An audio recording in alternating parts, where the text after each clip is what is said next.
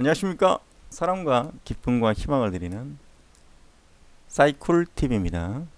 반갑습니다, 여러분들. 지구과학 1강 시작하겠습니다. 팡구조론과 대륙 분포인데요. 일단은 맨 처음 나오는 게 팡구조론의 정립 과정이 첫 번째 나오게 돼요. 그래서 팡구조론의 정립 과정에서 맨 처음 시작된 게 누구냐?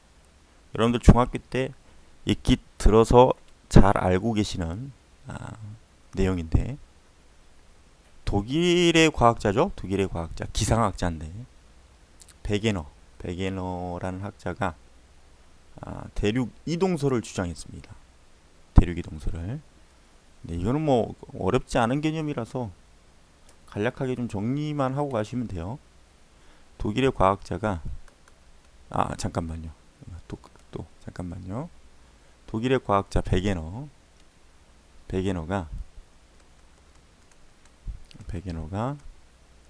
대륙 이동설을 주장합니다. 대륙 이동설을 주장해요. 주장을 하는데요. 까꿍님 다시 들어오셨네요. 반갑습니다. 주장하는데요. 대륙 이동설을 주장하는데,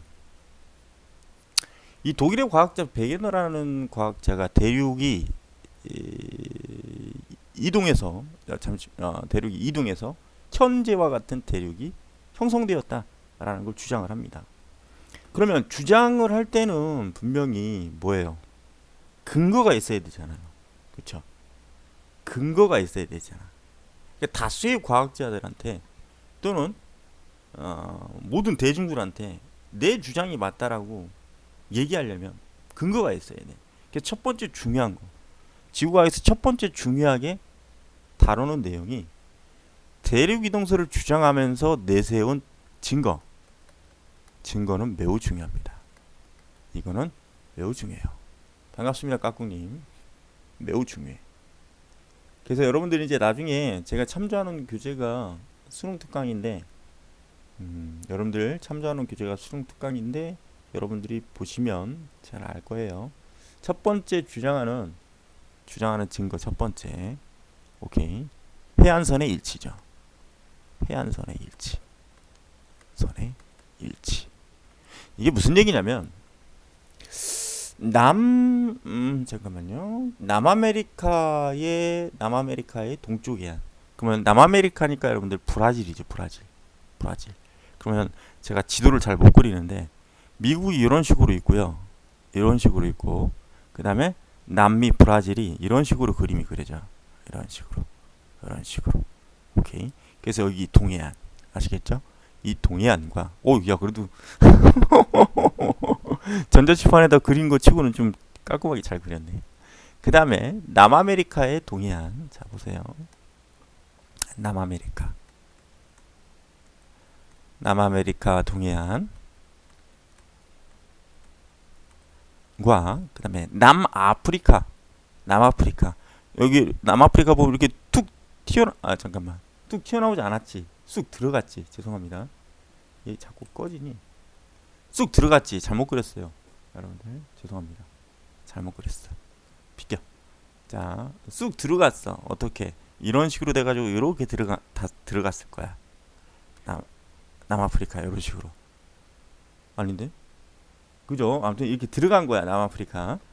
그래서 왼쪽으로 들어갔구나. 잠시만요. 왼쪽. 미안해요. 내가 뭐 사회 선생님이 아니라서. 잠깐만요. 왼쪽으로 이렇게 들어간 거죠. 이런 식으로. 그래서 이쪽하고 서해안, 남아프리카, 서해안하고 지도를 잘라다가 갖다 맞춰보니까 거의 일치하더라는 얘기야. 오케이. 이게 첫 번째 증거로 내세운 증거입니다. 그러면 그럴싸해 보잖아. 그럴싸해 보이지. 그럴싸해 보이는데 하나 갖고는 힘들어. 그러니까 또 질문을 했겠죠. 야, 그거 말고는 더 없냐? 그랬더니 화석 분포의 일치를 두 번째 내세우죠. 화석 분포의 일치. 이게 무슨 얘기냐면, 현재의 대륙 분포상, 자 여러분들 보세요. 현재의 대륙 분포에서, 자 만약에 대륙이 다르다. 자 여러분들 보세요. 대륙이 다르다. 그러면 당연히 기후 조건도 다를 거야. 그죠? 기후 조건도 달라. 그죠? 다르다. 그죠? 오케이? 기후 조건도 달라. 다시 말하면 필리핀하고 우리하고 기후가 똑같을 수가 없어. 예를 들면 필리핀하고 우리하고 기후가 똑같을 수가 없어요. 그죠? 근데 희한하게 이 서로 다른 두 대륙에서, 자 한번 보세요. 대륙이 다른데, 오케이? 땅을 깊이 파보니까 동일한 화석이 발견되더래. 동일 화석이 발견되더래. 그래서 어떤 개념이냐? 식물의 화석인, 오케이, 인직너님, 넌내꺼님 어서 오세요. 자, 식물의 화석인 글로섭테리스라는 화석이 있습니다. 글로섭테리스라는 화석이 있는데, 이 글로섭테리스라는 화석이 서로 다른 두 대륙에서 발견이 되죠. 오케이, 서로 다른 두 대륙에서 발견이 돼. 그래서 거기 참조계제, 여러분들 나중에 수능 특강 참조계제 보시면 서로 다른 육상식물 글로섭테리스 화석이 남아메리카하고 아프리카, 인도, 남극 대륙 전부 다 대륙이 달라. 근데 거기서 발견됐대. 그럼 우리가 상식적으로 뭐예요? 그 화석이 지층에 묻혔을 그 당시에 그 시기는, 이제 나중에 여러분들 지사학의 법칙을 우리가 연구하는 원칙들이 있어요. 그때 가면 뭐 지층 누중의 법칙, 동물군 천위의 법칙, 이거 뒤에 가면 이제 다 자세하게 나올 건데, 오케이, 그것까지 갈 거는 아니니까 1차적으로 아시겠죠? 그래서 지하 깊은 곳으로 들어가면 들어갈수록 지층은 깊은 곳으로 가면 갈수록 오래된 지층이거든요. 아시겠죠? 오케이. 이거 중학교 때 배운 건데, 지층 누중의 법칙. 자, 그래서 여러분들 동일한 화석이 발견됐다는 얘기는 그 화석이 발견될 그 시점에 그 지층의 형성 시기 때는 환경이 동일했다라고 볼 수밖에 없는 거죠. 그렇죠? 그럼 환경이 동일했다라고 밖에 볼 수 없다라는 얘기는 결국은 그것의 의미는 뭡니까? 아, 그때 그 화석이 발견된 그 대륙들의 그 시기의 시점은 같은 대륙이었을 것이다. 근데 지금 분리돼서 현재의 대륙으로 되었고, 그래서 그때 같은 대륙에서 형성되었었던, 즉 뭐예요? 그 환경에서 적응해서 살던 생물들이 화석화돼서 지금 대륙이 나눠지면서 발견되는 것이다 라는 증거를 제시하는 거죠. 아시겠죠? 이게 두 번째 증거입니다. 오케이. 자, 그 다음에 고생대 말에 빙하의 흔적 분포 일치. 흔적 분포 일치. 이게 세 번째 증거인데요. 흔적 분포 일치. 이게 세 번째 증거인데, 자, 이건 간략하게 좀 비유를 해보면, 현재의 대륙에 빙하가 긁고 지나간 자국들을 다 체킹해보는 거야. 비유를 하자면 여러분들 이해만 하시면 되니까. 현재의 대륙에 여러분들 빙하는 얼음이니까, 빙하는 얼음덩어리가 강하자, 얼음빙자 강하자야. 얼음덩어리가 아주 느릿하게 바닥을 긁고 강물처럼 흘러내려오는 겁니다. 그럼 그 밑바닥이 어떻게 되겠습니까? 얼음도 고체니까 그 밑바닥을 깎겠죠. 깎을 거 아니야. 그죠? 깎으면서 내려올 거야. 그래서 그 깎인 흔적이 빙하의 흔적인데, 현재의 대륙에서 빙하의 흔적들을 전부 다 조사한 상태에서 아까 1번 해안선의 일치, 그래서 지도를 다 잘라가지고, 자, 다시 말씀드릴게요. 현재 각 대륙에서 빙하의 흔적을 전부 다 체킹을 합니다. 다 체킹을 한 다음에 1번에서 얘기했던 것처럼 해안선의 일치라 했으니 현재에 있는 지도를 다 체킹을 한 다음에 현재에 있는 지도를 잘라서 갖다 끼워 맞춰봐. 끼워 맞춰봤더니 그 빙하의 흔적 분포가 거의 들어맞다라는 얘기죠. 그러니까 뭐야? 1번의 증거를 자 보세요. 1번의 증거를 이 빙하의 흔적 분포 일치라는 오케이 이것과 이것은 거의 뭐예요? 동일한 원리로 증거로 제시하는 거예요. 아시겠죠? 그렇게 이해하시면 돼요. 오케이. 그래서 거기 보면 뭐 남아메리카, 아프리카, 인도, 오스트레일리아, 남극 대륙, 고생대마을 빙하 퇴적층과 빙하 이후 흔적이 발견된다. 그러면 그 발견됐다라는 것을 다 지도상에다가 다 표시한 다음에 이 지도를 다 잘라서 갖다 끼워 맞추면 1번처럼 끼워 맞추면 들어맞는다라는 얘기예요. 그 얘기는 결국은 뭐야? 1번의 증거도 뭐 해주고 뒷받침해주고 아시겠죠? 누구나 다 이해할 수 있게끔 오케이 제시를 하는 거죠. 자 이제 네 번째 지질 구조의 연속성.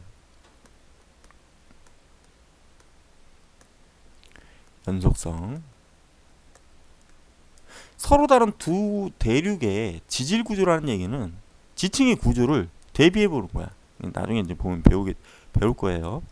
지층의 구조를 대비해 보는 거야. 예를 들어 비유를 해보면 여기는 A 대륙, B 대륙이야. 여러분들 A 대륙, B 대륙. 그럼 아까 요 해안선에 일치되는 그 시점의 두 대륙의 경계를 지층의 종류, 그러니까 지층의 성분 이런 것들을 분석을 해보는 거죠. 그랬더니 예를 들어 만약에 여기가 3, 이제 나중에 배울 거예요. 뭐 쉐일, 뭐 여감, 뭐 그다음에 석회암, 뭐 등등 이런 식으로 돼 있다 그러면 똑같은 형태의 순서대로 이 대륙에서도 3, 쉐일, 여감, 석회암 이런 식으로 지질 구조가 연속성을 갖고 있더래요. 이렇게. 그러면 결국은 이것도 뭡니까? 연속성을 갖고 있다라는 얘기는 쉽게 얘기해서 이 두 대륙은 원래는 하나의 대륙이 있겠구나라는 걸 우리가 생각을 할 수가 있다라는 얘기죠. 그렇겠죠. 그렇죠? 자, 그래서 그렇게 판단하시면 돼. 그래서 이 네 가지가 독일의 과학자, 기상학자 베게너가 추정한 증거입니다. 오케이, 증거예요. 그러니까 대다수의 사람들이 그럴싸한데? 그럴싸해. 오케이, 콜, 좋아. 그런데 여기에서 마지막 최종 문제점이 하나 발생합니다. 여기에서 최종 하나의 문제점이 발생해. 좋아. 다 그렇다 쳐. 너도 맞는 말인 것 같고, 너도 맞는 말인 것 같고, 너도 맞는 말인 것 같고, 너도 맞는 말인 것 같아. 오케이. 그래서 대륙 이동했다 치자. 대륙 이동이 가능했다 치자. 그런데 무슨 힘이 작용해서 그 거대한 땅덩어리 대륙을 무슨 힘으로 어떻게 움직여? 힘이 있어야 되는데. 힘이 있어야 움직일 건데 어떻게 움직이지? 이때 독일의 과학자 베게는 그 힘의 원동력을 밝혀내지 못합니다. 오케이. 그래서 뭐예요? 대륙 이동설의 원동력을 제시를 못해요. 자, 다시 대륙 이동설의 원동력을 제시를 못해요. 자, 다시. 자, 다 증거까지는 제시했고 다 좋았어. 근데 가장 중요한 대륙 이동의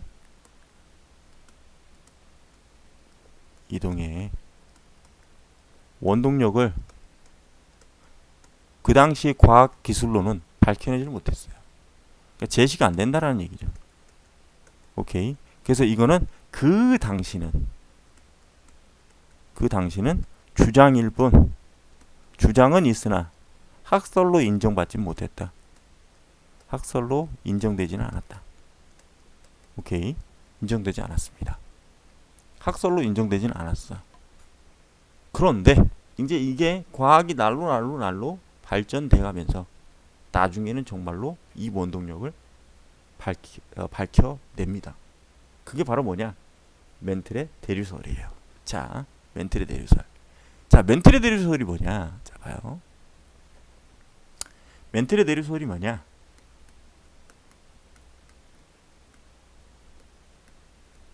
자, 일단 대류라는 얘기는 거대한 흐름이에요. 거대한 흐름. 거대 흐름. 흐름. 근데 순환. 순환. 이렇게 표현해 주면 되죠. 비근한 예를 하나 들어드리면 열대류. 무슨 얘기냐면 방이 하나 있어요. 근데 여기다가 난로를 피웠어. 난로를 하나 피웠어. 그럼 여기다 난로를 피웠기 때문에 이 난로 피워준 이 윗부분의 공기는 가열되겠죠. 가열될 거야. 가열될 겁니다. 그럼 이게 지금 공기라고 치면 가열되면 부피가 증가해요. 부피가 증가합니다. 이건 이제 화학에서 나중에 배우겠지만 볼륨, 스몰 k 비례상수, 템프. 그래서 이거 샤를레 법칙이라고 부르거든요. 샤를레 법칙. 오케이. 그래서 온도가 증가하면 기체의 볼륨, 부피가 증가합니다. 오케이. 부피가 증가해요. 근데 중요한 건 뭐야? 아까 잠깐 제가 소개해드렸던 것처럼 밀도 D는 부피분의 질량입니다. 볼륨분의 질량이야. 근데 밀도는 무거운 정도라고 생각하셔도 돼. 이건 밀도는 무거운 정도라고 생각하셔도 돼요. 그러면 부피값이 증가한다면 분모값이 증가한 거니까 분모값이 증가하면 전체값인 밀도는 감소하겠죠. 반비례니까. 그럼 감소하면 어떻게 된다는 얘기예요? 무거운 정도가 감소된다는 거야. 아, 그러면 뭐예요? 가벼워진다. 가볍다. 그럼 얘는 어떻게 돼? 상승되겠죠? 뭐가 한다 여러분들? 상승되겠다. 그럼 상승돼서 위로 올라가면 식어요. 근데 한 바퀴 돌겠죠, 이렇게. 그래서 여기서 냉각돼. 그러면 반대 상황이 나타나겠죠. 냉각되면 어떻게 되겠어? 밀도가 부피가 감소해서 밀도가 커지겠죠? 그러니까 밑으로 떨어져. 그러면 여기에서 또다시 공급되죠. 왜? 여기서 공기를 보냈으니까. 공기를 날려보냈으니까. 여기는 순간적으로 진공 상태가 될 거 아닙니까? 진공 상태가 되기 때문에 공기를 공급받는 거야. 그럼 계속 이런 식으로 어떻게 된다? 열적 순환을 하죠. 열적 순환. 오케이. 이런 걸 우리는 뭐라 부른다? 대류라고 부른다. 대류. 아시겠죠? 오케이. 대류라고 부른다. 근데 중요한 건 뭐냐면요. 중요한 건 이 대류 현상은 여러분들, 대류 현상은 반드시 유체에서 나타나는 거예요. 유체. 유체라는 얘기는 뭐냐? 유동성을 갖고 있는 물체. 아시겠죠? 뭐라고요? 유동성을 가지는 오케이. 물체. 오케이. 그렇게 표현하면 돼요. 그럼 유동성을 갖는다라는 얘기는 액체나 또는 기체. 오케이. 요 상태. 오케이. 요 상태를 의미하는 겁니다. 액체나 또는 뭐? 기체. 요 상태를 의미하는 거예요. 유동성을 가진다는 거. 자, 근데 중요한 건 뭐냐면 그럼 고체는 안 된다라는 얘기겠죠? 자, 고체는 안 돼요. 고체는 안 돼. 근데 여러분들 고체와 액체의 중간의 상태가 있어요. 자, 봐요. 이쪽으로 갈게요. 고체와 액체의 중간적 성질을 갖고 있는 녀석이 있어. 그걸 우리는 뭐라고 부르냐? 젤 상태. 자, 여러분들 젤 상태. 여러분들이 우리 흔히 잘 알고 있는 헤어젤을 생각하시면 돼. 헤어젤 흔들면 흔들리지. 그죠? 그럼 젤 상태도 역시 유동성을 갖는다라는 얘기죠. 유동성을 갖는다. 이 얘기를 하는 이유는 나중에 이제 멘틀의 대류설을 조금 심화 있게 뒷부분에 가면 멘틀의 대류설에 대해서 디테일하게 설명을 해야 돼요. 그래서 이걸 좀 알고 가셔야 됩니다. 그래서 판구조론이라는 부분이 가지는 핵심적인 가장 중요한 부분이 멘틀의 대류인데 그 멘틀의 대류에서 유동성을 갖고 있어야 오케이 열적 순환에 의한 오케이 열대류 현상. 그래서 멘틀의 대류가 나타난다는 거예요. 오케이. 자, 그래서 제가 참조하고 있는 수능 특강 멘틀의 대류설의 그림 보시면 거기 그 그림 보시면 지각이 있고요. 여러분들 나중에 다시 설명하겠지만 지각이 있고요. 지각의 밑에 상부 멘틀이라는 게 있어요. 상부 멘틀. 오케이. 상부 멘틀이라는 게 있어. 그리고 그 밑에는 연약권이라는 게 있습니다. 연약권. 나중에 다시 설명할 거예요. 이거는 연약권. 자, 지각에서부터 상부 멘틀까지의 깊이가 나중에 다시 설명할 건데 약 100km, 평균 100km의 두께를 갖고 있는 고체 영역들이에요. 얘네들은 뭐라고요? 고체 영역들. 오케이. 이 고체 영역들을 우리는 뭐라고 부르느냐? 플레이트. 판이라고 부릅니다. 판. 그래서 판구조론이 나옵니다. 판이라는 얘기는 쉽게 얘기하면 판때기다 뭐 이런 거예요. 판때기, 판때기, 판때기, 판자 뭐 이런 거 아시겠죠? 판. 근데 그 밑에 연약권이라는 게 있어요. 근데 이 연약권이 바로 젤 상태입니다. 젤 상태. 오케이? 젤 상태. 그럼 젤 상태라는 얘기는 유동성을 갖고 있다는 얘기죠. 그러면 여러분들 아까 금방 설명했던 이 열적 대류를 그대로 이 이론을 훔쳐오면 돼. 아시겠습니까? 이 이론을 그대로 훔쳐오면 돼. 지금 무슨 얘기냐면 지구 내부로 갈수록 온도가 높아져요. 온도가 높아져. 물론 이제 왜 온도가 높아지느냐에 대한 부분까지는 디테일하게 설명하지 않을게요. 이제 뒤에 가면 방사성 동위원소의 붕괴, 그 붕괴, 즉 핵 붕괴 때 발생된 엄청난 에너지가 지하 깊은 곳에서 만들어집니다. 그걸 우린 지구 내부 에너지라고 불러요.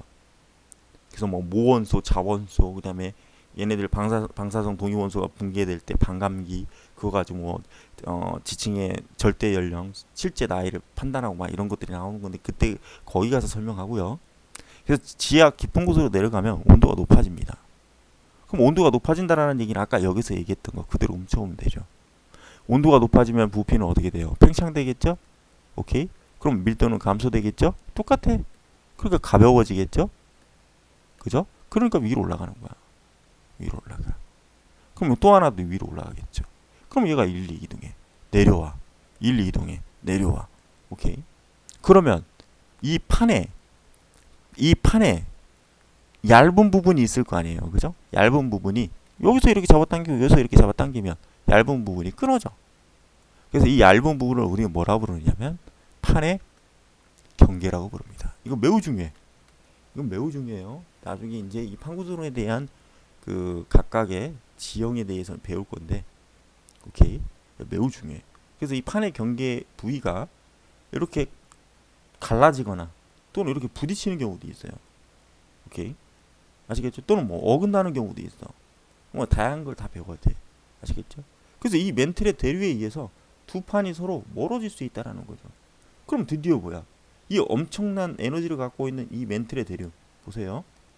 이 엄청난 에너지를 갖고 있는 멘틀의 대류가 곧 이 판이라는 지각을 포함하는 이 판이라는 녀석의 판의 이동을 시킬 수 있는 원동력이 된다라는 얘기죠. 아, 그래서 많은 수의 학자들이 이거 좀 깔끔하게 씁시다. 캡처해서 올려야 돼. 많은 수의 학자들이 독일의 과학자 베기노가 맞았네. 독일의 과학자 베기노 말이 맞았어. 드디어 인정하죠. 드디어 인정해요. 오케이. 이 멘틀의 대류가 판의 이동의 원동력이 됩니다. 원동력. 아시겠죠? 그래서 이걸 통해서 뭐예요? 대륙 이동설이 이제 받아들여지죠. 자, 볼게요. 이제 드디어 대륙은 이동했겠네. 대륙 이동설이 학설로 받아들입니다. 인정됩니다. 그래서 대륙 이동설이라고 부르는 거예요. 아시겠죠? 네, 판이 충돌할 수도 있고 멀어질 수도 있습니다. 판이 충돌할 수도 있고 멀어질 수도 있어요. 그거는 뒤에 가서 자세하게 다룰 거예요. 아시겠죠? 뒤에 가서 자세하게 다룰 거예요. 자, 그 다음에 이제 홈스의 주장이 있습니다. 홈스의 주장이 있는데 홈스의 주장은 그냥 다만 이거는 그냥 홈스가 이런 주장을 하고 있구나라는 정도만 알고 가시면 돼요. 여기서 가장 중요한 건 멘틀의 대류설이니까. 홈스는 멘틀의 대류의 상승부 대륙 지각이 분리되면서 새로운 해양 지각이 생성되고 멘틀의 대류의 하강부에서는 산맥과 해구가 생성된다고 주장하였다. 이거는 그냥 이런 곳이 있구나 라는 정도만 알고 가시면 됩니다. 아시겠죠? 자, 지구과학 첫 번째 1강인데 지구과학은 여기서 이렇게 딱 마무리하고 정리하고 끝낼게요. 시간이 어느 정도 다 된 것 같아요.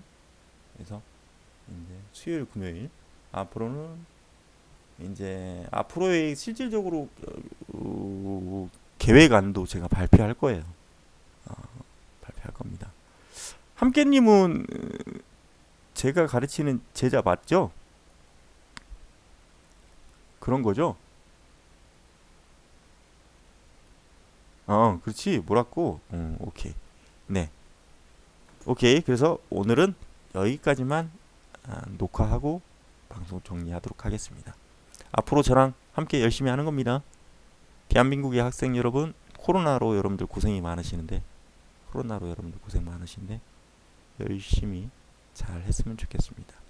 감사합니다. 지금까지 사랑과 기쁨과 희망을 드리는 사이클TV였습니다. 감사합니다.